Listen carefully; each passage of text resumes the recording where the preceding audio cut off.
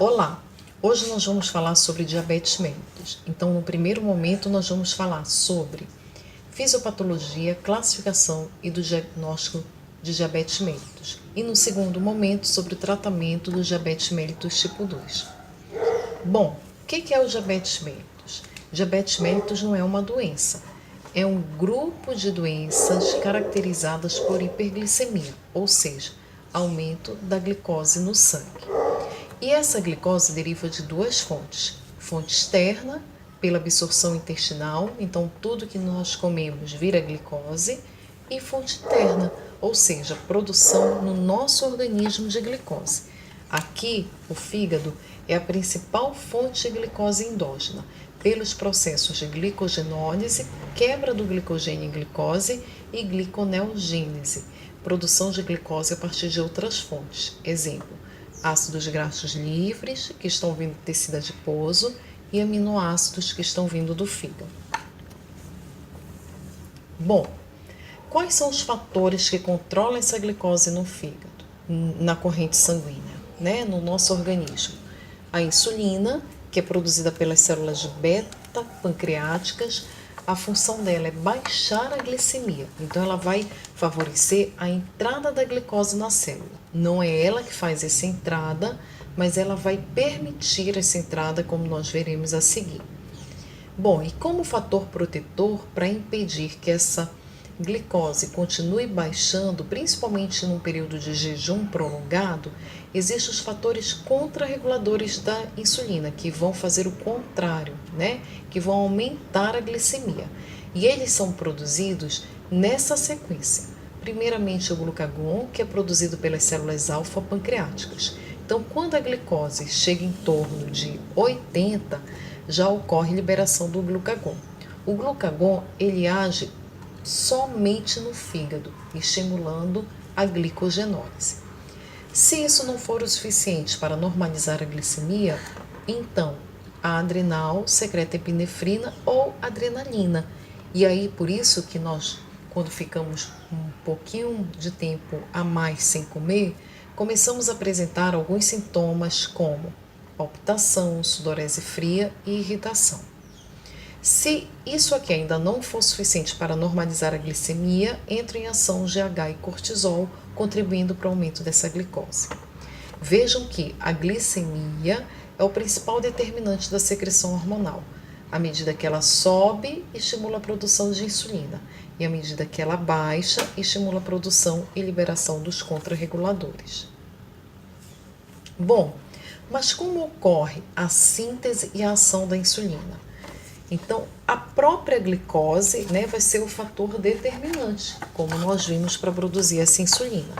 Então, a glicose, ao entrar na célula beta, então isso aqui é um protótipo da célula beta pancreática, ela vai levar a algumas ações que vão culminar com a liberação da insulina na corrente sanguínea. Então, a primeira ação entrou glicose, fecha canal de potássio. Com isso, ocorre despolarização da membrana, favorecendo a entrada do cálcio. O cálcio vai levar à contração do microesqueleto dessa célula. Toda célula tem um microesqueleto, então essa célula contrai, ou seja, reduz de tamanho e com isso expulsa esses grânulos que contêm proinsulina. No momento que essa proinsulina cai na circulação, ela é quebrada em insulina e peptídeo C. Então aqui nós temos a insulina, que vai ter a sua ação, não no transporte dessa glicemia, mas no favorecimento da entrada dessa glicose na célula. E o peptídeo C, ele vai funcionar mais como, digamos assim, ele vai funcionar como marcador de diagnóstico diferencial. Em algumas situações, como nós temos dúvidas, se trata-se de um diabetes tipo 1 ou 2, a gente pode solicitar a dosagem do peptídeo C. Diabetes tipo 1, a célula beta pancreática não produz insulina, logo também não produz peptídeo C. Então, o peptídeo C vai estar baixo ou indetectável. Diabetes tipo 2, a gente vai ter peptídeo C positivo. Bom, e como é que ela favorece a entrada da glicose na célula? Então, isso aqui é uma molécula de insulina. Ela precisa ligar no receptor. Então, ligou no receptor, ela vai levar a ação nuclear, com produção dos glúteos. Os glúteos, né, são transportadores de glicose. Aqui é glicose em inglês. Então, tem vários tipos de glúteos. Glúteo 1, 2, 3 e 4, dependendo do tecido. Então, ligou a insulina no receptor, estimula a produção do glúteo. É o glúteo que vai lá na membrana e capta essa glicose da corrente sanguínea. E a glicose vai funcionar como energia para essa célula. Então, neurônio precisa de glicose, né, para poder estimular a concentração ou raciocínio. Tecido muscular precisa de glicose para poder contrair e assim por diante. Vejam que no diabetes tipo 2, o problema não está aqui nessa produção, como nós vamos ver. O problema está na resistência insulínica. A insulina não consegue agir nesse receptor porque os adipócitos viscerais estão aqui na frente, olha, impedindo essa ligação. Bom, então, de uma maneira geral, essa hiperglicemia pode ser resultante da deficiente produção de insulina, que vai caracterizar o diabetes tipo 1, ou da resistência à ação da insulina, conhecida também, né, como diabetes tipo 2, que vai caracterizar o diabetes tipo 2. Bom, mas são só esses tipos de diabetes que existem? Não. Então, a classificação do diabetes mellitus, de acordo com a Associação Americana de Diabetes, é a mesma desde 1997. E ela divide o diabetes mellitus em 4 grandes grupos. Diabetes mellitus tipo 1, que pode ser autoimune, ou seja, nós vamos encontrar a presença de autoanticorpos que destroem as células beta.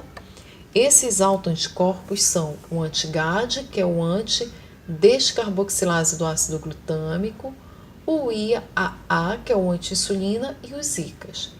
Ou pode ser idiopático, né, quando a gente não encontra a presença dos autoanticorpos. Diabetes mellitus tipo 2, que é caracterizado pela resistência insulínica, então é o diabetes da síndrome metabólica, é o mais comum. Diabetes mellitus gestacional, que é o diabetes mellitus que ocorre na gestação. Veja bem, não é aquela mulher diabética que ficou grávida, isso não. É uma mulher que não tinha diabetes e durante a gestação apresentou elevação da glicemia. Isso se dá por quê? Porque a placenta ela é capaz de produzir hormônios que contrarregulam a ação da insulina. E outros tipos específicos, que são outras causas de hiperglicemia, cuja fisiopatologia não se enquadram aqui. E aí, nós podemos citar, por exemplo, o glucagonoma, né, que é um tumor produtor de glucagon. E tem várias outras causas, como veremos no próximo slide. Bom, 2 coisas a se lembrar. Não se utiliza mais a terminologia diabetes insulino-dependente e não insulino-dependente. Por que isso? Porque o próprio DM tipo 2 pode evoluir para o uso da insulina, né? Assim também como no DM gestacional, muitas vezes a dieta não é o suficiente, a gente precisa usar a insulina. Então isso acaba gerando confusão. Apesar de no CID-10, que é o Código Internacional de Doenças, o CID é de endocrinologia. E10, ele coloca lá como diabetes mellitus insulino dependente, né?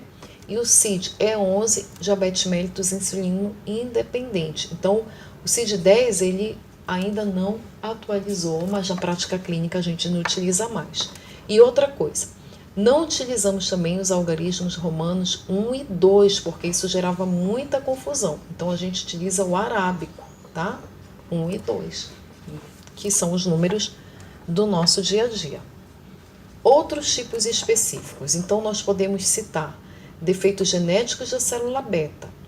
Então, aqui a célula beta, ela não é destruída, ela existe, só que ela apresenta um defeito, uma mutação, e ela não produz insulina numa quantidade adequada. É conhecida como MOD. Podemos citar também defeitos genéticos no receptor de insulina. Então, o problema aqui não é a síndrome metabólica. O problema aqui é uma mutação no receptor e aí a insulina não consegue agir. Podemos citar doenças do pâncreas, seja uma pancreatite, um trauma cirúrgico ou não, e uma neoplasia, que vai prejudicar, né, vai diminuir a massa, essa população de célula beta. Podemos citar endocrinopatias, então, glucagonoma, tumor produtor de glucagon, feocromocitoma, tumor produtor de adrenalina, Cushing, que cursa com excesso de cortisol, e acromegalia, excesso de GH. Podemos citar medicamentos que prejudicam a ação da insulina, ou seja, geram resistência insulínica, glicocorticoides, pentamidina, usada no tratamento da leishmaniose, e Vacor, que é um veneno de rato. Podemos citar infecções e síndromes genéticas que também cursam com resistência insulínica. Bom, diabetes mellitus tipo 1. Então, diabetes mellitus tipo 1 responde por 5 a 10% dos casos de diabetes. Caracteriza-se por deficiência absoluta na secreção de insulina, resultante da destruição das células beta. Predomina em crianças e adolescentes, com 80% dos casos manifestando-se antes dos 18 anos. Contudo, pode surgir em qualquer idade, inclusive na 8ª década de vida, o que é conhecida como LADA, diabetes autoimune de abertura tardia, do inglês Autoimmune Diabetes Late. Bom, a história natural do diabetes tipo 1. Então, existe uma predisposição genética que não tem uma hereditariedade forte. Tanto que gêmeos univitelinos, se um tem, geralmente o outro não tem. Mas em cima dessa predisposição genética, vai vir um fator gatilho, um fator ambiental, que pode ser uma infecção que vai ativar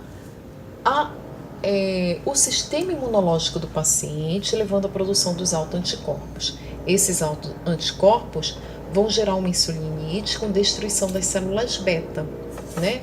E essas células, à medida que vão sendo destruídas, ao atingir uma destruição em torno de 90%, é que o paciente apresenta a clínica. Então, aqui, geralmente, a abertura é muito rápida. Geralmente, em 1 a 2 semanas, o paciente está bem e aí ele começa a notar que alguma coisa está errada, começa a apresentar os sintomas do diabetes. Diferente de diabetes tipo 2, pode levar anos, né, para apresentar algum sintoma. Então, essa abertura rápida se caracteriza por perda ponderal, polifagia, polidipsia, polaciúria. São os polis ou os P's do diabetes. Perda ponderal porque não tem insulina, favorecendo a entrada da glicose na célula. Então, o organismo entende que não está comendo, não tem energia. O que ele vai fazer? Ele vai buscar outras fontes. Então, começa a ocorrer lipólise, com perda de tecido adiposo, e rabdomiólise, com perda de tecido muscular, favorecendo a neoglicogênese, né? Polifagia por isso. Então, é como se estivesse em um estado de jejum, não entra a glicose nas células. Consequentemente, essa hiperglicemia aumenta a osmolaridade. Então, polidipsia. Mais água, mais xixi. Polaciúria, né? Bom, se o médico nessa fase não suspeitar que o paciente tenha diabetes e demorar a dar esse diagnóstico, o paciente pode evoluir com uma complicação aguda, que pode ser fatal, que é a cetoacidose diabética. E lembrar que, por ser autoimune, ele pode vir associado a outra doença autoimune, como, por exemplo, a tiroidite Hashimoto, né? Que é a causa mais comum de hipotiroidismo. Bom, diabetes mellitus tipo 2. Responde por 90 a 95% de todos os casos de diabetes. Então, hoje, nós vivemos uma epidemia de obesidade, uma epidemia de síndrome metabólica, e isso se reflete no diabetes mellitus. Habitualmente ocorre após os 40 anos, no entanto, em alguns centros, 30 a 50% dos novos casos de diabetes em menores de 18 anos são do tipo 2. Então, é uma triste realidade, as nossas crianças e adolescentes estão ficando obesos e estão apresentando diabetes tipo 2. Lembrar que a maioria desses pacientes é obesa ou com gordura abdominal aumentada, é um magro metabolicamente obeso. Bom, esse quadro demonstra as 8 alterações fisiopatológicas do DM tipo 2. É um quadro de De Fronzo que eu gosto muito, porque tendo essa imagem na cabeça, a gente também, como vocês vão ver na próxima aula, consegue lembrar facilmente das várias classes de medicamentos. Então, a gente vai ter classes de medicamento para agir em cada um desses defeitos, né? Então, o primeiro defeito no diabetes mellitus tipo 2 é a disfunção neurotransmissora. Então, não é mito, é fato que o paciente diabético, ele tem necessidade de comer doce, ele gosta de doce, né? Então, isso aqui é uma coisa a se vencer, precisa de disciplina, educação e orientação para esse paciente. Bom, outra alteração, deixa eu voltar aqui, é a redução do efeito incretínico. O que é isso? O que é esse efeito incretínico? O que é incretina? Então, toda vez que nós nos alimentamos, o nosso trato gastrointestinal, principalmente a nível de intestino delgado, produz incretinas. Essas incretinas caem na circulação, porta, e ao chegarem no pâncreas, vão estimular a célula beta a fazer duas coisas: produzir insulina de forma glicose dependente, ou seja, só secreta incretina quando come, então de forma glicose dependente. Isso é uma coisa boa, que diminui o risco de hipoglicemia. Eu não fico produzindo no período de jejum. E uma das incretinas mais faladas hoje é o GLP-1. Né? Então, um dos medicamentos são os agonistas do GLP-1. Eles vão agir como o GLP-1 age, estimulando a produção de insulina, e a segunda função é suprimindo a produção de glucagon. Então, isso é muito legal, né? Que o glucagon, ele vai fazer o contrário da insulina. Bom, um terceiro defeito, né, fisiopatológico do DM tipo 2 é o aumento da lipólise. Muitas vezes a gente refere-se tanto ao aumento da lipólise quanto à redução da captação de glicose no músculo, simplesmente como diminuição da absorção da glicose na periferia. Então, quando a gente fala periferia, a gente está falando músculo e tecido adiposo. Então, lembrar da aula de síndrome metabólica e dislipidemia. Então, nós vimos que existe a lipase lipoproteica, uma lipase lipoproteica fora da célula e outra lipase lipoproteica dentro da célula. A lipase lipoproteica fora da célula, a partir da ação da insulina, vai estimular a entrada da glicose ou dos triglicerídeos nesse tecido adiposo. Mas, se esse paciente tem resistência insulínica, ou seja, se ele está acima do peso e esse tecido adiposo não deixa essa insulina ligar, quem vai agir, o caminho que vai prevalecer é o da lipase lipoproteica de dentro da célula, que vai fazer o contrário.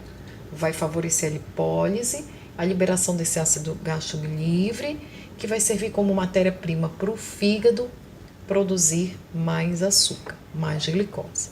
Bom, ao mesmo tempo eu tenho redução da captação de glicose no músculo, né? Então, esse seria um quarto defeito. Um quinto defeito fisiopatológico seria a secreção insulínica deteriorada. Então, o DM tipo 2 não começa com isso. Ele não tem destruição das células beta, mas a hiperglicemia tóxica para a célula beta. Então, ele evolui sim com perda da célula beta. Em contrapartida, a célula alfa lá está produzindo glucagon.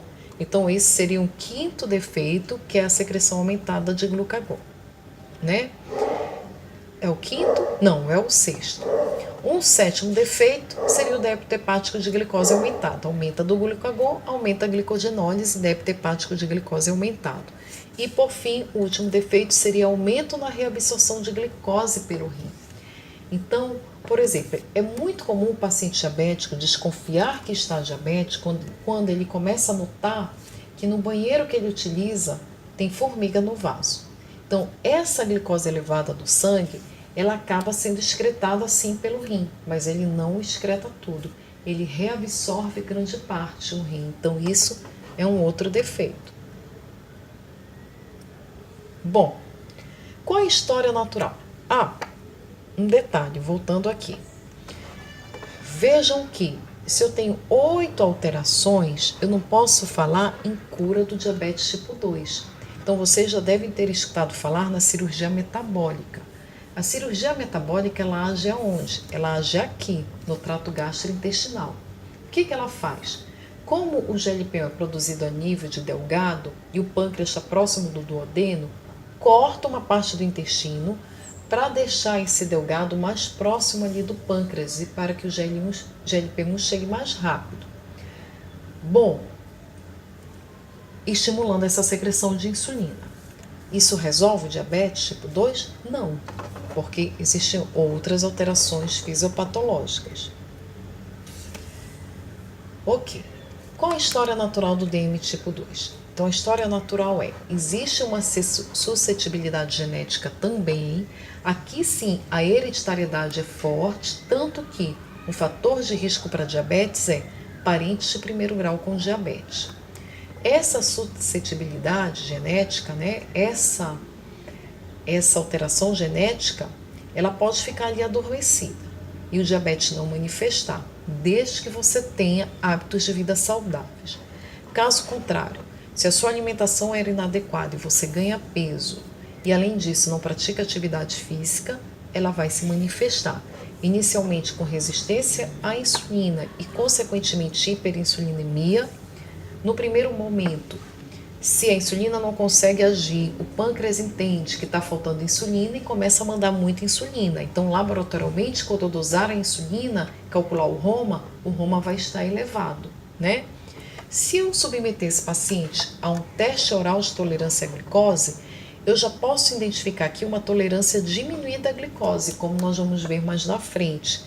Isso significa risco de diabetes, ainda não é diabetes. Eu posso chamar de pré-diabético? Pode, mas se conseguirmos intervir aqui com eficácia, o paciente não evolui para o diabetes. Contrário, ele vai evoluir para o diabetes mellitus tipo 2, que é caracterizado por hiperglicemia e muitas vezes vem acompanhado de hipertensão e dislipidemia. E aqui, se as metas glicêmicas não forem alcançadas, esse paciente vai evoluir com complicações microvasculares e macrovascular.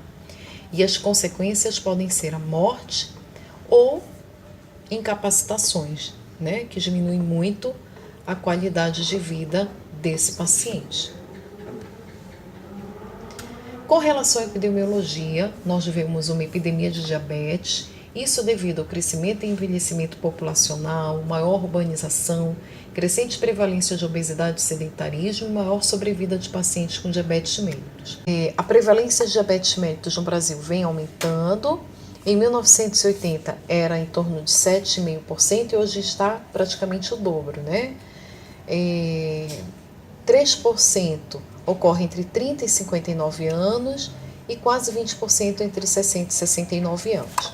Lembrar que isso aqui está mudando. Por quê? Porque nossas crianças e adolescentes estão ficando obesos. Bom, mundialmente existem 382 milhões de diabéticos e estima-se que em 2035 teremos cerca de quase 500 milhões de pacientes diabéticos. Qual o primeiro problema do DM tipo 2? Os pacientes são assintomáticos em 50% das vezes ou apresentam sintomas inespecíficos, o que gera atraso no diagnóstico de 7 a 10 anos. Então, muitas vezes, quando o paciente recebe esse diagnóstico, ele já apresenta complicação micro ou macrovascular.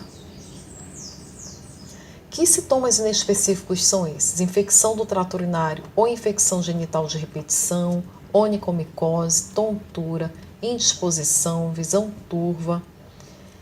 Podemos estar aqui também disfunção erétil no homem, né? E sinal de resistência insulínica, que seria a acantose nigricans, que são aquelas manchas escurecidas e aveludadas nas extremidades, né? Nas extremidades não, em regiões de dobra. Bom, esse gráfico aqui me chama a atenção porque, vejam, na fase de pré-diabetes, ele já pode ter complicação macrovascular e microvascular também. Então, isso é um triste dado. O segundo problema no DM tipo 2 é a perda da função da célula beta, né? Então, ele pode sim evoluir para a dependência da insulina. Isso se dá porque tanto a hiperglicemia quanto a lipólise são tóxicas para a célula beta, e lembrar que esse paciente obeso cursa com um estado inflamatório crônico, então o tecido, o adipócito visceral, como nós vimos, ele produz citocinas inflamatórias. E, paralelo a isso, ocorre a deposição de amiloide. Então, isso aqui seria o protótipo de um pâncreas normal, com 70% da população sendo composta de células beta, produtoras de insulina, e uma menor parte de células alfa, que são essas células vermelhas, produtoras de glucagon. Olha o que acontece com o pâncreas de um paciente diabético, né?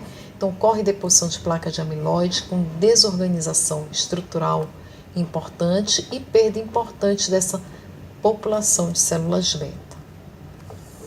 Bom, já que esses pacientes são assintomáticos, diferente do DM tipo 1, né, que logo ele manifesta os sintomas, aqui eu preciso falar em rastreamento para poder identificar esse paciente cedo e evitar essas complicações. Então, em quem eu vou rastrear DM tipo 2? Qualquer pessoa que tenha 45 anos ou mais, e naqueles menores de 45 anos que apresente pelo menos um fator de risco. Parentes de primeiro grau com DM tipo 2, IMC maior ou igual a 25, sedentarismo, pressão arterial elevada, dislipidemia, que na síndrome metabólica é caracterizada pelo HDL baixo e triglicerídeos elevados, glicemia de jejum alterada ou intolerância à glicose, que eu chamo de pré-diabetes. Nós vamos ver na parte de diagnóstico de diabetes que a glicemia normal é até 99, mas o diagnóstico é só quando a glicemia de jejum é maior ou igual a 126. Então, esse limbo entre 100 e 125 eu chamo de glicemia de jejum alterada, né? Então, é um paciente de risco para diabetes. Outros fatores de risco: história de macrosomia fetal ou DM gestacional, doença arterial coronariana, síndrome dos ovários policísticos e uso de medicamentos hiperglicemiantes, como corticoide e diurético tiazídico. O diurético tiazídico, ele só leva aumento da glicemia em doses acima de 25 miligramas, então até 25 miligramas tranquilo. A partir disso, a gente precisa ter cuidado. Bom, lembrando dos sintomas inespecíficos de diabetes, mas com o evoluir da doença e falta de tratamento, esse paciente pode sim apresentar deficiência insulínica e apresentar os pólios da doença. Quando ele apresenta isso aqui, geralmente a glicemia está acima de 300. Diagnóstico de diabetes. Então, de acordo com a SBD, existem 4 critérios diagnósticos de diabetes. Glicemia de jejum maior ou igual a 126, e é de bom tom confirmar, né, com outra glicemia de jejum ou outro exame. Glicemia 2 horas após sobrecarga de glicose maior ou igual a 200, sempre é de bom tom confirmar. Glicemia casual maior ou igual a 200 na presença de sintomas. Se não tiver sintomas, não é diagnóstico de diabetes. Então, se eu faço uma glicemia casual, o que é uma glicemia casual? É uma glicemia que não é em jejum. Então, posso fazer em qualquer momento do dia. Maior ou igual a 200, mas o paciente não tem pólis, eu não dou diagnóstico de diabetes. Eu peço para ele, no outro dia, fazer uma glicemia de jejum, né? Agora, tem sintomas, fechou o diagnóstico, e esse é o único critério que eu não preciso confirmar com outro exame, porque a clínica é soberana, então é como se tivesse carimbado na testa do paciente: eu tenho diabetes. E o outro critério é a hemoglobina glicada A1C, que é o padrão ouro. Existem outros tipos de hemoglobina glicada, A1A, A1B e A1C. Às vezes vocês vão me ouvir falar, pede A1C. Entendo que a hemoglobina glicada A1C maior ou igual a 6,5%. Então, só para frisar que tem que ter sintomas, né? E que a hemoglobina glicada também é um critério de diagnóstico, não só de acompanhamento, como nós vamos ver. Bom, então aqui é para mostrar o valor normal de glicemia, que é menor que 100, entre 100 e 126 eu tenho uma glicemia de jejum alterada. E no TOT, né, que é o teste oral de tolerância à glicose, como é feito esse teste? Deixa eu ver se eu coloquei no outro slide, vou passar um pouquinho aqui. Sim, então vou já voltar. Mas só para falar dos valores. Então, o normal no TOT, né, que é o 2 horas após a sobrecarga de glicose. O normal dessa glicemia é estar menor que 140, critério diagnóstico é maior ou igual a 200. Mas se estiver entre 140 e 200, eu tenho um paciente de risco para diabetes, um pré-diabético. Eu chamo de tolerância à glicose diminuída ou paciente intolerante à glicose. Como é feito o TOT? Ele é realizado após jejum de 8 horas e 3 dias com dieta normal. Então, se o paciente fizer uma dieta, retirando carboidrato e açúcar e for fazer TOT, esse TOT pode vir falsamente negativo. Então, eu não peço, eu não oriento dieta ainda para ele. É a dieta dele do dia a dia, mas com 8 horas de jejum. Ele vai ser realizado com 75 gramas de glicose anidra no adulto e 1,75 gramas por quilo na criança. Então, glicose anidra, gente, é açúcar puro. A gente pega esse açúcar, dilui num copo de água de 200 ml, o paciente toma. É um pouco enjoativo. Não pode ir embora, porque 2 horas depois coleta o sangue, Quando realizar, já que ele é desconfortável, o paciente vai precisar ficar um tempo no laboratório, geralmente a gente pede quando a glicemia de jejum está alterada, e aí, será que esse paciente é só pré-diabético ou já está diabético? Aí eu posso pedir para tirar essa dúvida. E também ele serve para diagnóstico de diabetes gestacional, como nós veremos na nossa aula prática dessa semana. Bom, hemoglobina glicada 1C constitui a fração da hemoglobina que se liga à glicose, apresenta excelente correlação com os níveis de glicemia. E ela é importante no segmento. Então, a hemoglobina, ela tem um tempo de vida de 90 a 120 dias. Então, ela avalia o controle metabólico dos últimos 90 dias. Desde 2009, é utilizada como critério diagnóstico, sendo o critério maior ou igual a 6,5. Mas quando nós temos uma hemoglobina glicada de 5,7 até 6,5, a gente pode dizer que esse paciente também é de risco para diabetes mellitus. Aqui seria uma correlação entre a glicose, e a hemoglobina glicada. Então, por exemplo, quando nós estamos tratando o paciente com diabetes, a meta é que ele alcance uma hemoglobina glicada menor que 7%. E veja o que ela representa de média da glicemia, que é claro, eu não estou levando em consideração só a glicemia de jejum, não. Estou levando em consideração a glicemia de jejum, a pré-prandial, as pós-prandiais. Então, significa uma média em torno de 154. Olha só no caso do paciente com uma hemoglobina de 9%. A média da glicemia dele é acima de 200, Então, é importante ter ideia. É claro que tem suas limitações. Então, aquele paciente que oscila hipoglicemia e hiperglicemia, acaba que a média dele, às vezes, pode ser boa, não definindo a realidade. Então, por isso também é importante a medida da ponta do dedo em vários horários. Bom, então, dado o diagnóstico desse paciente diabético, como é que eu vou avaliá-lo? Então, a cada consulta é importante que ele traga a medida da glicemia de jejum, da hemoglobina glicada 1C, do colesterol total e frações. As frações importantes aqui são HDL e LDL, dos triglicerídeos. Lembrar que se triglicerídeos estiverem acima de 400, invalida a utilização da fórmula de Friedel para o cálculo do LDL. Então, aqui nesse paciente, eu vou utilizar como meta de tratamento o colesterol total e os triglicerídeos. É importante dosar também ureia, creatinina e ácido úrico, É de bom tom também dosar as transaminases, porque todas as drogas, elas passam pelo fígado e pelo rim. Então, precisa avaliar legal esses órgãos, Além do EAS. Então, vocês vão ver que uma das complicações crônicas é a nefropatia. E a nefropatia, ela não começa com perda da função renal, ela não começa com elevação da ureia creatinina, ela começa com perda da proteína. Então, isso eu posso identificar no EAS. Outra coisa que eu posso pedir é a glicemia pós-prandial, e aí eu vou pedir, principalmente naqueles pacientes que têm uma glicemia de jejum normal, mas a hemoglobina glicada está alterada. Então, aqui, o problema não está na glicemia de jejum, e eu preciso identificar onde está. E aí eu vou pedir para esse paciente verificar a glicemia pós-prandial do café, almoço e jantar. Bom, É importante rastrear complicações crônicas anualmente, né? Então, as microcomplicações, rim, proteinúria de 24 horas. Retina, exame do fundo de olho. Neuropatia, exame dos pés. Além, claro, de uma avaliação cardiovascular, né? Porque esse paciente também tem risco aumentado de doença macrovascular. Quando é que eu vou rastrear a complicação crônica?